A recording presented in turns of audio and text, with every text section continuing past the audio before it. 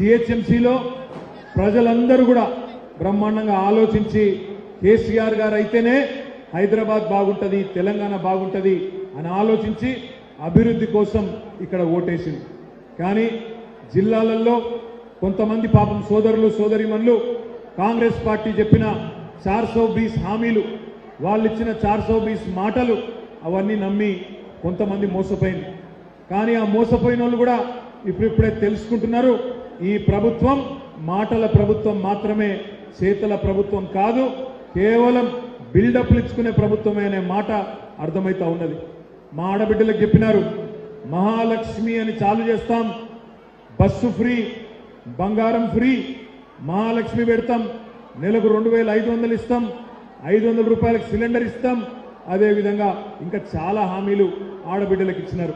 ఒక్కసారి గుర్తు చేసుకోండి, 100 రోజులు అన్నారు, మనం కూడా తొందర పడొద్దు, 100 రోజులు ఓపిక పడదాం. 100 రోజులు మార్చి 17 నాడు నిండిపోతుంది. 100 రోజుల్లో వాళ్ళు ఇచ్చిన హామీలు అమలు చేయకపోతే వాళ్లకు బొంద దవ్వుడు స్టార్ట్ చేద్దాం. కాంగ్రెస్ పార్టీని ఆ బొందలోనే పూడ్చిపెట్టే దిశగా ఆలోచన చేద్దాం.